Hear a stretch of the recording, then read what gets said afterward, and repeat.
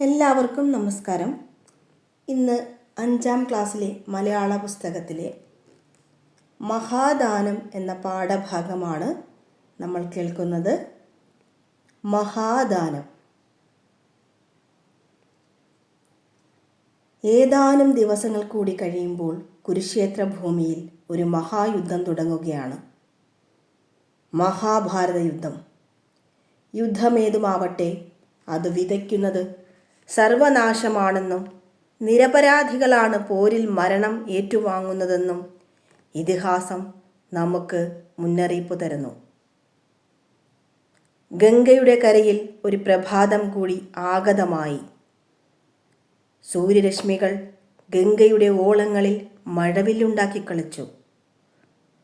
പതിവ് പോലെ പ്രഭാതത്തിൽ മഞ്ഞ് മാറും മുമ്പ് ഒരാൾ മന്ദം നടന്ന് ഗംഗയുടെ തീരത്തണഞ്ഞു. അംഗരാജ്യാധിപനായ കർണനായിരുന്നു വന്ന ആൾ.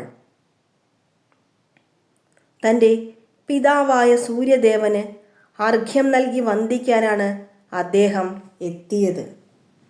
രാജതേജസ് ജ്വലിക്കുന്ന കർണൻ സൂര്യനെ പ്രാർത്ഥിച്ച് തിരിഞ്ഞപ്പോഴാണ് വൃദ്ധനായ ഒരാൾ കർണനെ കാണാൻ അങ്ങോട്ടേക്ക് ചെന്നത്. താടിയും മുടിയും നരച്ചെങ്കിലും ആ വദനം ദേവപ്രഭയിൽ തിളങ്ങുന്നത് കർണൻ പ്രത്യേകം ശ്രദ്ധിച്ചു. കൈകൂപ്പി കർണൻ ചോദിച്ചു, "ആരാണങ്ങ്? ഈ പ്രഭാതത്തിൽ എന്നെ കാണാൻ വന്നത് എന്തിനാണ്? സങ്കോചമില്ലാതെ പറഞ്ഞാലും."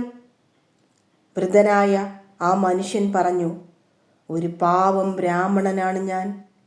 ഈ സമയം എന്തു ചോദിച്ചാലും അങ്ങ് അത് നൽകുമെന്ന് ഞാൻ കേട്ടിട്ടുണ്ട്. അതറിഞ്ഞു വന്നതാണ്. എനിക്ക് അങ്ങ് ഒരു സഹായം ചെയ്യണം."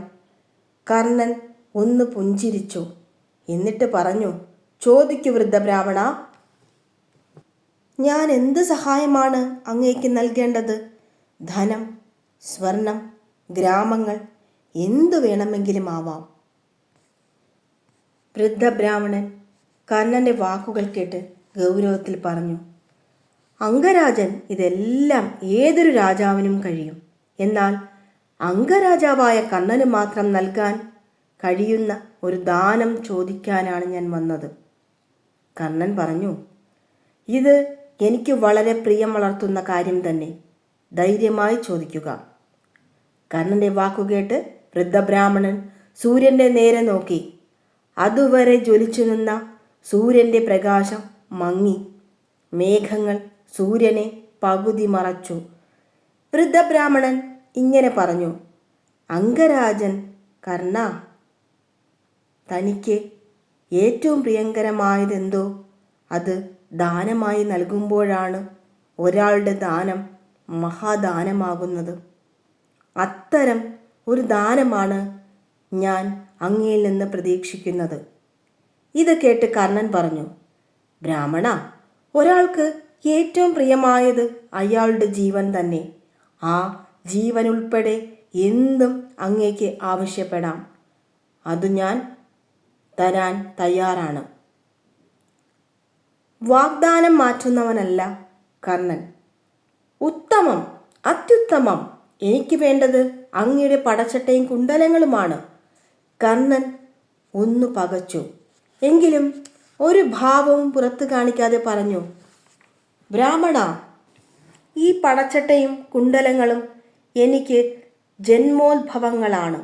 എന്നല്ല, ഇവ നഷ്ടപ്പെട്ടാൽ ആയോധനത്തിൽ മരണവും ഉറപ്പ്. അതുകൊണ്ട് ഭവാൻ മറ്റൊരു ദാനം ആവശ്യപ്പെട്ടാലും." അല്പം ചൊടിച്ചുകൊണ്ട് ബ്രാഹ്മണൻ പറഞ്ഞു, "ദാനം ചോദിക്കുന്ന ആൾ ചോദിക്കുന്നത് നൽകുമ്പോഴാണ് അത് ദാനമാകുന്നത്. കൊടുക്കുന്ന ആൾക്ക് ഇഷ്ടമുള്ളത് നൽകുമ്പോഴല്ല. വാഗ്ദാനം പാലിച്ച് ആവശ്യപ്പെട്ടത് തരിക." കർണൻ പുഞ്ചിരിച്ചുകൊണ്ട് പറഞ്ഞു, "വൃദ്ധബ്രാഹ്മണ, അങ്ങ് ദേവേന്ദ്രനാണെന്ന് എനിക്കറിയാം.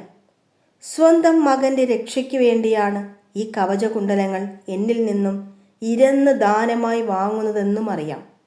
ഈ പടച്ചട്ടയും കുണ്ടലങ്ങളും എന്നിൽ നിന്ന് പോകുന്നതോടെ അങ്ങ് എൻ്റെ മരണം ഉറപ്പിക്കുകയാണെന്നും ബോധ്യമുണ്ട്. എന്നാലും ദാനം നൽകുമെന്ന പ്രതിജ്ഞ ഞാൻ മാറ്റുകയില്ല.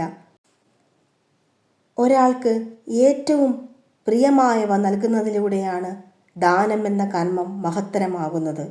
ഇങ്ങനെ പറഞ്ഞുകൊണ്ട് കർണൻ തൻ്റെ കവചവും കുണ്ടലങ്ങളും അറുത്തെടുത്ത് ഇന്ദ്രന് നൽകി. ആ സമയം ഇതാണ് മഹത്തായ ദാനമെന്ന് അശരീരി മുഴങ്ങി. രക്തം ഇറ്റിറ്റു വീഴുന്ന കവചകുണ്ടലങ്ങളുമായി നടന്നു നീങ്ങുന്ന ഇന്ദ്രനെ നോക്കി കർണൻ നിന്നു. സൂര്യനും ഗംഗയും പ്രകൃതിയും ആ മഹാത്യാഗത്തിന് മുമ്പിൽ നമസ്കരിച്ചു. നന്ദി.